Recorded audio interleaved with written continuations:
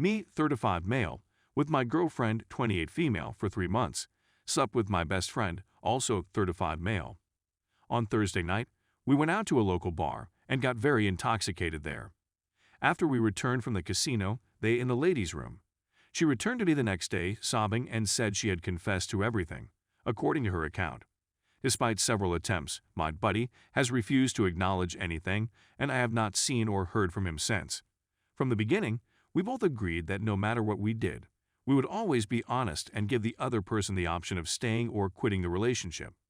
Without her seeking my best friend in the toilet while I was there, I wouldn't have bothered to disturb her. She continues to tell me how screwed up we all were, and she expresses a desire to stay with me in order to straighten everything out. I appreciate her candor and am hoping that we will be able to come to a mutually beneficial arrangement. So here's the situation. Since then, I haven't been physically able to have intercourse with her due to my physical limitations. Even though I really want to kiss her every time she begins to initiate, all I can think of is her getting nailed in a casino toilet at the moment. This is a problem that I had no idea would occur when I decided to stay with her, and I'm concerned it will not go away on its own. This has already happened twice, and it is undeniably a significant problem. By the way, our life had been absolutely amazing up until this moment. I discovered an ex-girlfriend cheating earlier in the week, and I hadn't had this problem in previous years. This time, though, my current girlfriend came clean and confessed to me. I was aware of how intoxicated we were all, but this time it hurt more. Has anybody else experienced anything similar, and what was the outcome? Can I say that my marriage is over, despite the fact that both of us desire to work things out in the future? At times it seems as like I'm clinging to her because I thought I loved her, yet here I am at 4 a.m., begging for assistance on Reddit. It goes without saying that no one knows what I need or want to do better than I do, but I am open to hearing any recommendations. Greetings and thank you for taking the time to read this. Please take my advice as it is given in advance. Quick update. My mate refused to even recognize that anything had happened, since he had a girlfriend of 7 years with him. It was my responsibility to notify her of what had occurred and to urge that she phone her and inform his girlfriend of what had occurred. If he came to me in the same manner that she did, I would forgive him after I kicked his in the face. My ex-girlfriend told me first thing in the morning the next day. She called him first and informed him she was going to tell me. He immediately started talking trash about me, stating she owed him no loyalty since I'm a lying piece of trash. Story 2. My wife, 34 female of 13 years, cheated on me, 35 male, with a friend of mine early last year. I tried to get past it, but I don't know if I can go on. We had 4 children together and have only recently gotten to know one another. We hadn't even had relations with anyone else until we met when we were around 20 years old. I was away with the 3 eldest children during a vacation at the beginning of last year. Since the baby became ill, she was compelled to remain at home. When I returned home after a week, I discovered that she had been having an affair with another man.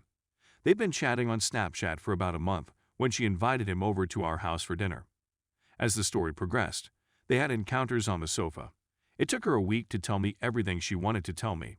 Initially, she simply stated that they kissed, but I didn't believe her, so I persisted in questioning her about it, and she eventually admitted to kissing me. The man lives in the neighborhood.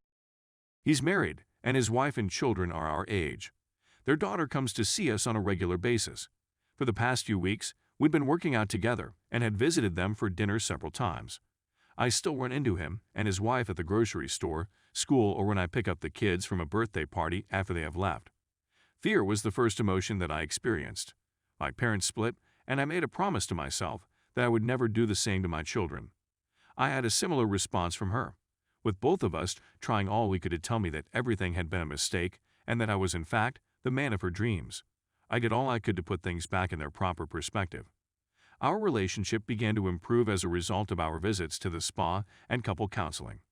We began talking about all the things we hadn't mastered properly in our marriage and spending more time together, and things started to look a bit better. I couldn't take my mind off the fact that I was completely paralyzed. I never felt it when she said she was sorry, that she loved me, and that all she wanted was to be with me. Even today, when she tells me she loves me and I struggle to express my feelings in return, it doesn't really set in. I'm feeling numb and half-hearted, and I'm not sure I can still say that I love her despite everything. but I'm not sure whether I'll ever be able to restore my feelings for her. I wish I could make things right. I'm not even sure whether I have the necessary motivation. Some people believe that love is a decision, but is it really? When I'm in her presence, I don't feel like I'm present. We've never had so much to talk about, apart from family and friends in our lives.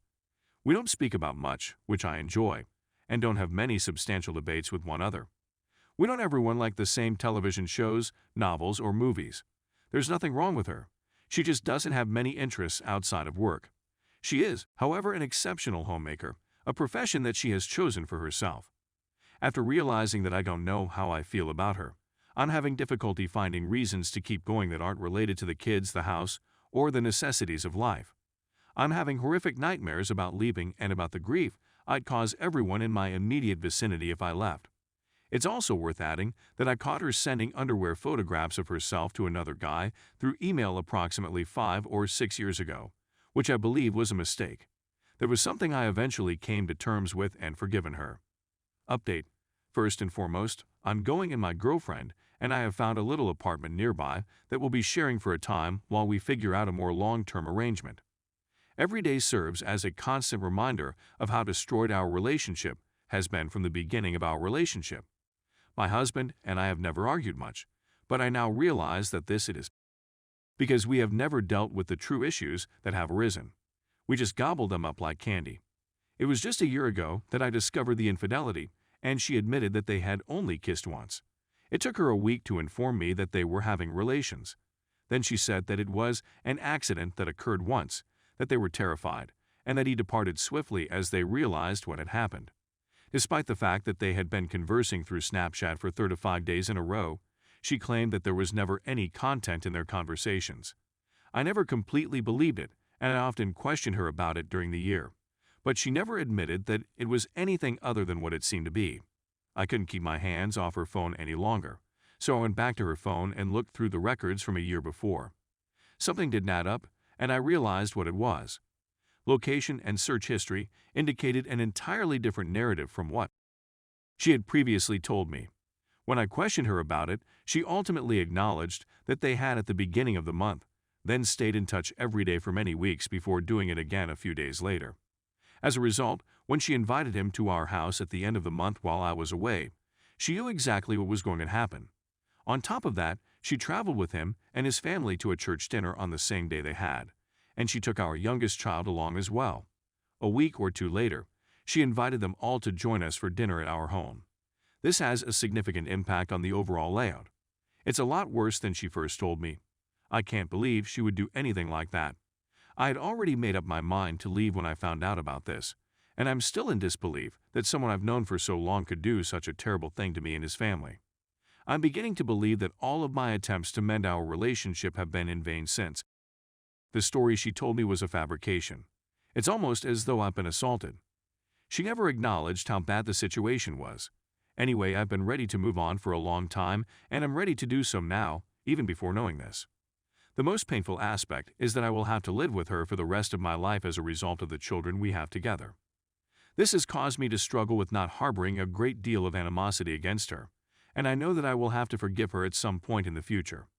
I want to be able to collaborate with her because it will make the lives of my children a whole lot simpler. Do you have any thoughts for how I should go about approaching this situation right now? Was there anything I could have done to move on in the most honorable way possible for my children, myself, and her? What should I do now?